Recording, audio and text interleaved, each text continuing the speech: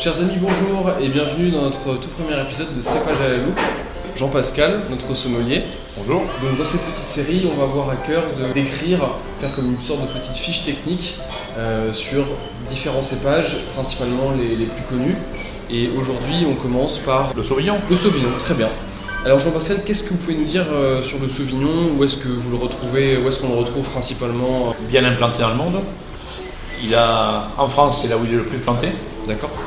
De référence à peu près de 14 000 hectares en France. Il y en a 6 000 dans le sud-ouest et à peu près 6 000 dans le Val-de-Loire. Et puis ensuite, il y en a en Nouvelle-Zélande, beaucoup aussi, donc aux environs des 8 à 9 000 hectares. Ok, plutôt dans des climats frais, il se plaît un peu plus dans les climats frais ou c'est un cépage qui est assez versatile, assez... C'est un cépage qui aime bien l'argile, l'humidité. Ok. Donc c'est vrai qu'on en trouve rarement dans l'Alsace où il fait très chaud et qui est un pays sec. Donc on a plutôt souvent des climats océaniques. En termes d'appellation, qu'est-ce que vous pouvez nous recommander pour des sauvignons de qualité ou qui en tout cas vous si plaisent on parle de la France, à Sancerre et à Pouilly-Fumé, Ok. Ouais. là on a vraiment le berceau du Sauvignon.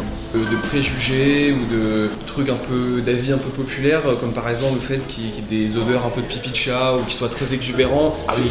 Pour certaines personnes, c'est un peu une idée préconçue ou un frein.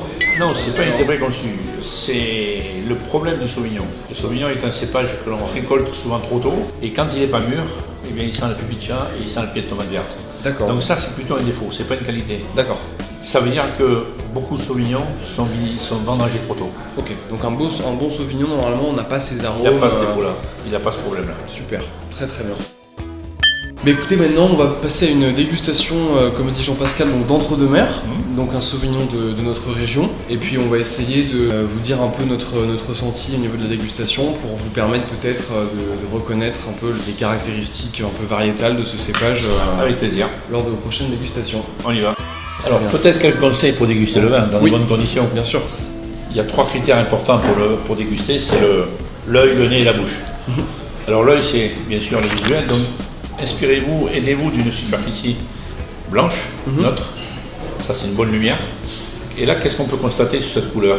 Il est jaune clair, un peu paille, avec quelques reflets verts, je trouve. Voilà. Alors il faut faire attention, là il y a une petite controverse. Si la couleur est jaune paille, elle ne peut pas avoir de reflet vert. D'accord. Ça c'est important. Alors le reflet vert ça signifie quoi? Le vin est plutôt sur la jeunesse encore. Exactement, sur la jeunesse, complètement. Le nez, eh bien, il y a un premier nez, juste quand on l'a servi, ça c'est le premier nez. Ouais, vraiment. Et là, qu'est-ce qu'on sent? Là, c'est les agrumes, les fruits exotiques, Oui, des fruits frais, les fruits frais. voilà. Fruits exotiques, des agrumes, tout à fait. Ouais, une belle Et fraîcheur. puis après, le deuxième nez, c'est quoi? Eh bien, le deuxième nez, il faut l'agiter, Tout à fait, ouais. il ne faut pas avoir peur. Et là, on développe. On développe et on segmentise un petit peu. Là, tout à l'heure, on parlait d'agrumes et de fruits exotiques. Ouais, Là, on peut aller plus précisément. On peut aller plus vers le citron vert, ouais, tout à fait. Le pamplemousse. pamplemousse. Mais aller plutôt vers le pamplemousse comment? Le jaune ou le rose? Le rose plutôt, je trouve. Voilà, parce qu'on a une sensation pas de douceur, mais Ouais. d'onctuosité. Ouais, tout à fait, ouais. On n'a pas l'amertume pamplemousse jaune. Je trouve qu'il y a un côté ananas aussi un petit peu. Ananas frais, Ananas frais, ouais. dans le fruit exotique. Et après, la bouche. Et on va le goûter.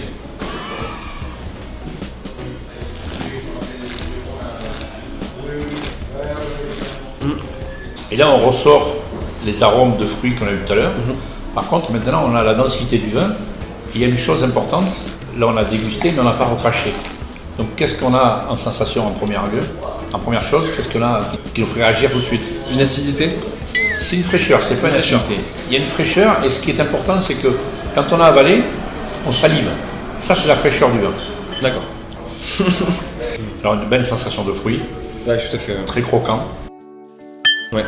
On peut tout de suite l'imaginer avec quelque chose, à l'accommoder. Des fruits de mer, par exemple. Alors, l'entre-deux-mer, c'est très bateau, parce qu'on dit entre-deux-mer, fruits de mer.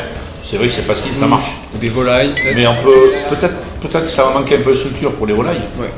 Mais là où c'est intéressant, c'est que là, on peut goûter ça sur des carpaccio de poisson, sur des tartares de poisson, Ceviche. sur même des fromages frais de chèvre. Un fromage frais, pas un fromage affiné. Ouais. Voilà. Il y a pas mal de choses à faire avec l'entre-deux-mer. Et même ce qui est très, très intéressant, c'est l'apéritif. L'apéritif, c'est agréable, c'est facile à boire. Oui, tout à fait. C'est pas un vin. Moi, j'appelle ça le vin des copains. Il y en a toujours une bouteille dans le frigo. C'est vrai. Pourquoi c'est facile? Parce que c'est pas cher. Ouais. Oui, c'est pas cher, c'est en général techniquement assez bien fait, il n'y a pas de surprise. Exactement. Chers amis, merci beaucoup de nous avoir suivis pour ce premier épisode de Cépage à la loupe. Et puis on va vous retrouver très bientôt avec Jean-Pascal pour de prochains cépages en dégustation et en analyse. Merci beaucoup, à bientôt. Alors, à bientôt. Chine, à bientôt.